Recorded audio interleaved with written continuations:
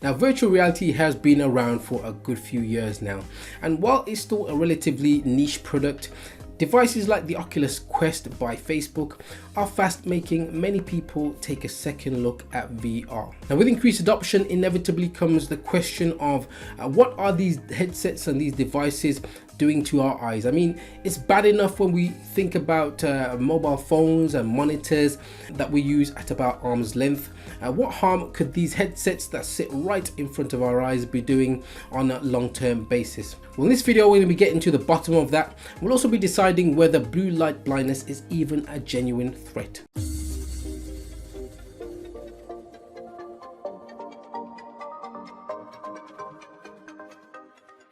Hey everybody, it's Martin here. If you are new to the channel, then this channel is dedicated to helping you to keep those eyes of yours seeing better, seeing more comfortably, and also helping you to be less anxious about your eyes. Now, if you want to keep informed and also support the channel, then hit that subscribe button and also remember to ring the notification bell as well. Then that way you'll be one of the few special people that gets notified every time I upload a brand new video. Now, Facebook have their way, then in just a few short years we could all be trading in our regular morning commute into the office for putting on our VR headsets and working virtually from home while wearing our boxer shorts and vest. Now, if you're anything like me, then you too probably would have been skeptical about the value of VR over the years. However, in search of a more entertaining way to keep fit, I turned to the Oculus Quest, and I have to say it's proved to be mightily impressive for fitness and entertainment, but surprisingly also for some productivity use cases as well. Now, one of my concerns with VR that I'm sure many people share is the risk that it might pose to your sight, having such a bright monitor so close to your eyes and for potentially hours per session. I mean, when we think about all the headlines that we've all heard over the years about blue light potentially causing damage to your vision and possibly affecting your sleep patterns, it's only logical to conclude, I think, that these concerns will be even more relevant when we look at VR headsets. Well, straight off the bat, I'm going to let you know that on the face of it, my research into the topic does suggest that when it comes to VR headsets causing damage to your eyes and possible sight loss, there's no obvious danger to worry about. So you might well be breathing a sigh of relief at this point, but not so fast. I do think there are cautions that we all need to consider in some situations, and I'll cover that later on. Now, as far as I'm aware, there is no specific work that I can refer you to on the safety of VR headsets for the eyes, so I've had to look at some of the available thinking on LED displays for mobile phones and PC screens and extrapolate that to VR headsets. So let's take a look at how we can arrive at our conclusion. Now, the go-to organization for research and safety to do with radiation that you and I may come in contact with is the International Commission on Non-Ionizing Radiation Protection. It's a mouthful, I know, and you'll be glad to also know that they're usually just referred to by their acronym, which is the ICNIRP.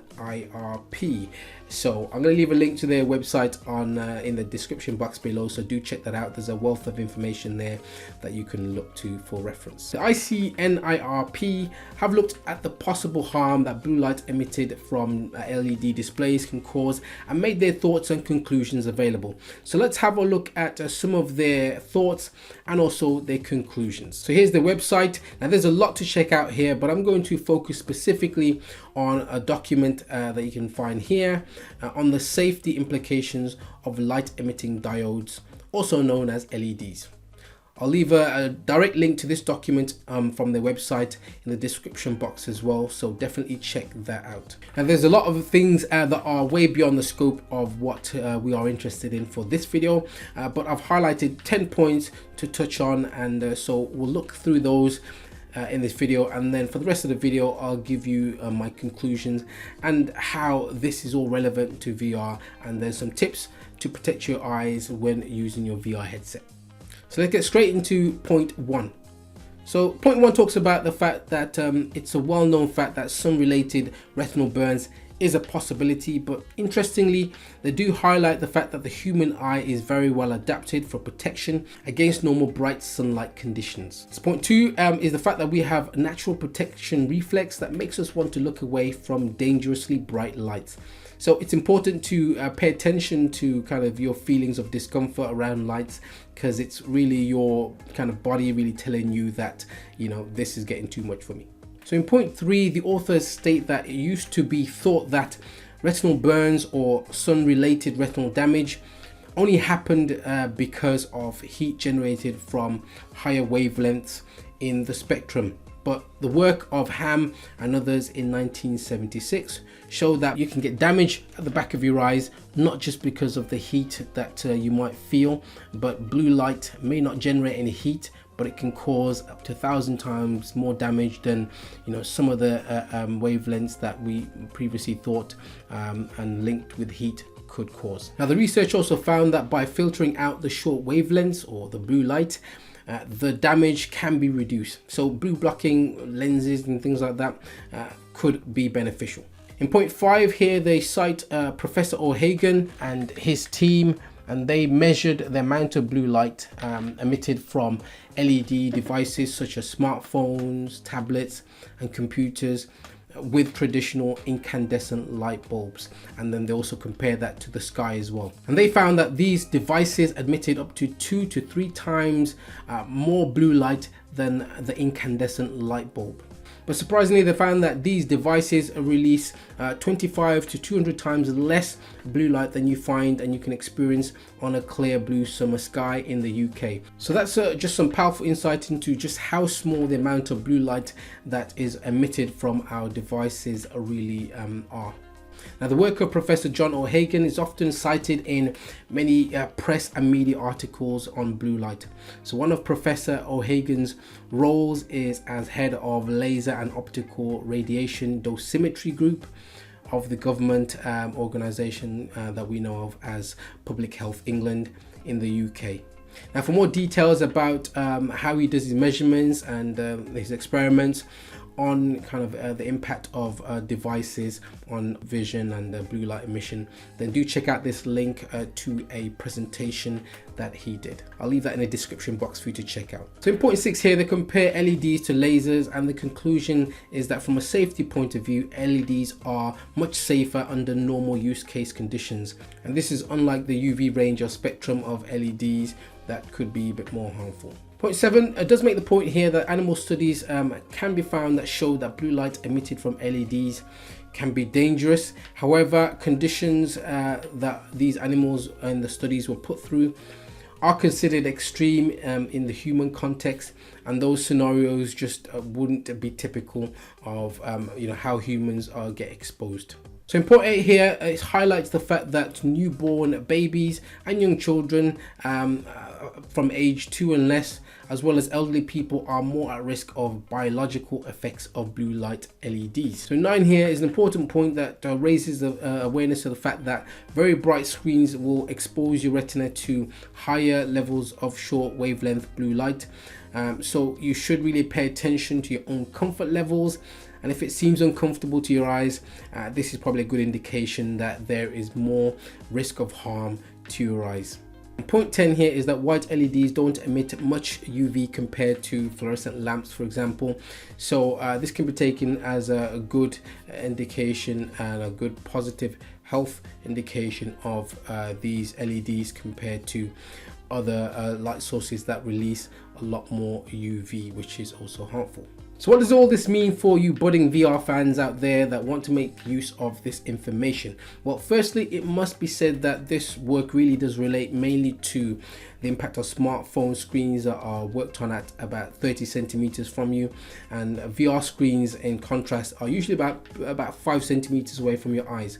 Well, VR screens all tend to use the same form of LED or organic LED OLED technology, so it's relevant from that point of view. Now, the ICNIRP have set limits for safe blue light emissions for devices, and Professor O'Hagan explains in this lecture that smartphones being used at 30 centimeters would only reach about a maximum of 4.0% of the maximum recommended safe level by the ICNIRP. So taking this figure and extrapolating it, we might be able to deduce that since a 30 centimeters divided by 5 is 6, then for a VR screen that is 5 centimeters away, we can expect that blue light emission experience will be 6 times greater than from a smartphone that's 30 centimeters away. Now that will make the blue light exposure experience 24.48% of the maximum ICNIRP recommended level. So even with that being considered, it's well within the safe limits, especially when we think about the fact that